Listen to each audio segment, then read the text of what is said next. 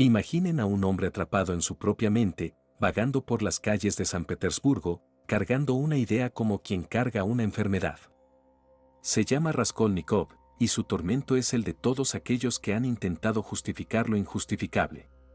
Fyodor Dostoyevsky nos lleva al interior de este personaje con una maestría brutal.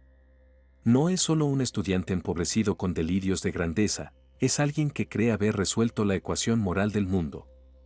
¿No es el fin lo que importa? ¿No es el poder lo que define quién merece vivir y quién no? Para Raskolnikov, la culpa aún no existe. No puede existir. Él ha decidido que no es más que un constructo para los débiles. Pero Dostoyevsky nos muestra algo más profundo: no importa cuánto intentemos huir de la culpa, ésta siempre nos alcanza. En el momento en que Raskolnikov comete su terrible crimen, su mente ya no le pertenece. Su justificación racional se disuelve en la fiebre, en el miedo, en el peso invisible de lo que ha hecho. Este es el dilema central de Crimen y Castigo. No es solo una novela sobre el crimen en sí, sino sobre lo que ocurre después, cuando la conciencia se convierte en un juez inescapable. Dostoyevsky no necesita ángeles ni demonios para castigar a su protagonista. La culpa es suficiente. Pero, ¿qué es la culpa? ¿De dónde viene esa voz que nos sigue incluso cuando creemos que la hemos silenciado? La culpa no es solo un peso sobre los hombros de Raskolnikov, es un laberinto en el que se pierde. Cada paso que da lo hunde más en su propia contradicción. Él creía haber cometido el crimen por una razón superior, convencido de que los grandes hombres están más allá del bien y del mal. Napoleón no se detuvo a pensar en los cuerpos que dejó atrás, porque él debería hacerlo. Pero la culpa es insidiosa. No se muestra de inmediato. Se filtra en la fiebre, en los sueños febriles donde la vieja usurera sigue viva, donde el hacha nunca termina su trabajo. Se esconde en los susurros de la ciudad, en las miradas de los demás, en el pánico que lo asalta al ver a un policía en la calle.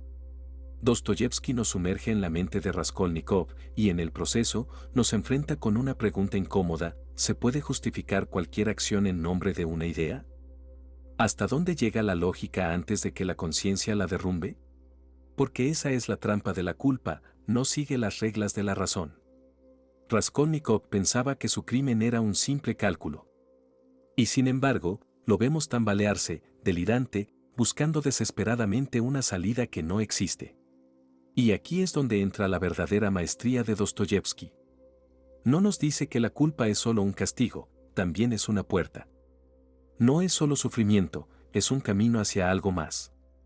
Pero para encontrarlo, Raskolnikov tendrá que atravesar su propia oscuridad. La culpa lo rodea como una sombra, ineludible, siempre presente. No importa cuántas veces intente justificarse, cuántas teorías elabore en su cabeza, el peso de su crimen lo persigue.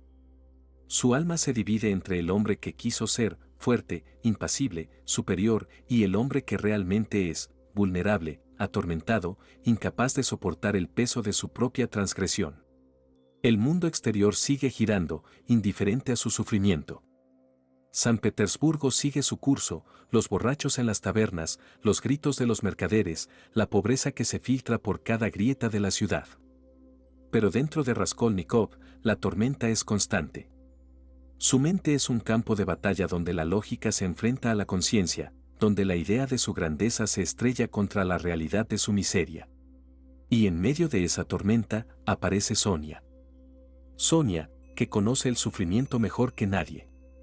Sonia, que ha sido empujada a la desesperación, pero que aún conserva algo que a él le falta: compasión, fe en algo más grande que el dolor. Cuando Raskolnikov la observa, siente una mezcla de atracción y rechazo. Ella es su opuesto, ha sufrido, pero no se ha endurecido, ha sido humillada, pero aún ama. Y en su mirada, él ve un reflejo de su propia condena. Porque mientras más trata de alejarse de la culpa, más la vida lo empuja hacia ella. La conversación entre ellos es uno de los momentos más potentes de Crimen y Castigo. Raskolnikov se burla de su fe, desafía sus creencias, pero en el fondo, necesita lo que ella tiene. Necesita una salida. No una salida lógica, no una justificación intelectual, sino algo mucho más difícil de aceptar: redención. Pero la redención exige algo que él no está dispuesto a dar todavía.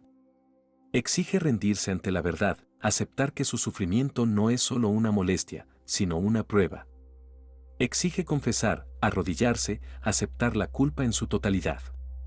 Y Raskolnikov no es un hombre que se arrodille fácilmente. Su lucha no es solo con la ley o con la sociedad. Su verdadera batalla es consigo mismo. Y como en toda gran tragedia, no hay escapatoria. Solo hay un camino, atravesar el sufrimiento hasta el final. El peso de la culpa no desaparece con el tiempo. Al contrario, se vuelve más insoportable. Raskolnikov deambula por San Petersburgo, atrapado en una existencia febril, sin descanso ni consuelo. Se siente como un espectro, alguien que ya no pertenece al mundo de los vivos. Porque aunque nadie más lo sabe, él ya está condenado. Se aferra a la idea de que su crimen estaba justificado. Se repite que la vieja usurera no era más que un parásito, que su muerte era insignificante. Pero dentro de él, algo se resiste. Cada encuentro con Sonia, cada conversación con Porfirio Petrovich, cada palabra de su madre y su hermana, todo lo que antes formaba parte de su vida parece ahora cargar con un doble significado. Lo miran como si supieran, como si, en el fondo, él mismo estuviera suplicando ser descubierto.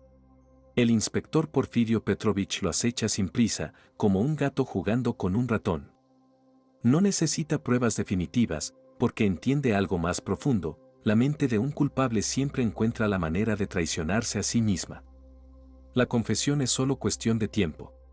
Y sin embargo, el mayor verdugo de Raskolnikov no es la ley, sino su propia alma.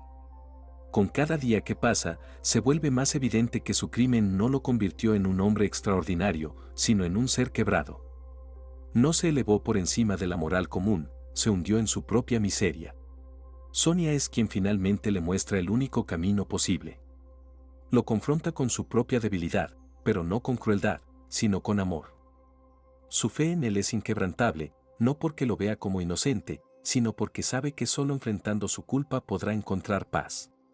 Y así llega el momento inevitable. Raskolnikov se dirige a la plaza, cae de rodillas y besa el suelo polvoriento. Es un acto de entrega, un reconocimiento de que ya no puede seguir huyendo. He matado, confiesa al fin.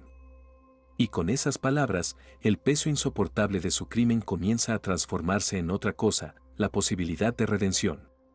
Pero la redención no es inmediata, ni fácil. El castigo aún lo espera en Siberia, donde el frío y el aislamiento serán su verdadera prueba. Porque el arrepentimiento no es solo admitir la culpa, sino cargar con ella, soportarla, aprender a vivir con lo que ha hecho. Dostoyevski nos deja con una pregunta inquietante: ¿puede alguien realmente redimirse después de cruzar la línea del crimen? ¿O la culpa es una condena que nunca se disuelve por completo? El final de Crimen y Castigo no es un cierre definitivo, sino el comienzo de otra historia, la de un hombre que, por primera vez, acepta su humanidad en toda su fragilidad. En Siberia, Raskolnikov ya no es el mismo hombre que cometió el crimen. Su soberbia ha sido reducida a cenizas, su antigua teoría sobre los hombres extraordinarios ha quedado desmentida. Ya no se ve a sí mismo como un ser superior, sino como alguien que ha tocado fondo y aún sobrevive. El invierno en las estepas es implacable. Días y noches se confunden en una monotonía helada y la soledad pesa más que las cadenas. Pero hay algo más en este exilio, la semilla de un nuevo comienzo. Dostoyevski no nos da un final fácil, porque la redención no es un acto inmediato, sino un proceso lento y doloroso. Sonia permanece a su lado. Es ella quien simboliza el único amor capaz de salvar a alguien como Raskolnikov, un amor que no ignora sus pecados, pero que tampoco los usa en su contra. No lo excusa ni lo justifica, pero tampoco lo abandona. En sus ojos hay compasión, no como una dádiva, sino como una prueba de que, pese a todo, él aún es humano. En una de las últimas escenas de la novela, Raskolnikov despierta de un sueño agitado y, por primera vez en mucho tiempo, siente algo parecido a la esperanza. En su regazo está el Evangelio que Sonia le dejó, un libro que nunca le interesó antes, pero que ahora sostiene con un respeto silencioso. No es una conversión inmediata, ni un acto de fe ciega, sino el reconocimiento de que tal vez haya algo más allá del vacío que ha habitado hasta ahora. Dostoyevski deja el futuro abierto. No sabemos si Raskolnikov logrará realmente cambiar, si aprenderá a vivir con su culpa o si se perderá de nuevo en su propio tormento. Pero lo importante no es la certeza del desenlace, sino la posibilidad de transformación. Porque al final, Crimen y Castigo no es solo la historia de un asesinato y su castigo, sino un retrato profundo de la lucha entre el orgullo y la culpa, entre la razón y el remordimiento, entre el crimen y la redención. Y en esa lucha, Raskolnikov no es solo un personaje de ficción, sino un reflejo de todos nosotros, de nuestras caídas, de nuestros errores y de nuestra eterna búsqueda de sentido. Tal vez la culpa no se borra nunca del todo. Tal vez el castigo más grande no es el que impone la sociedad, sino el que llevamos dentro. Pero en algún rincón de esa condena, en la simple voluntad de seguir adelante, puede que exista también la posibilidad de algo más, el primer paso hacia la redención.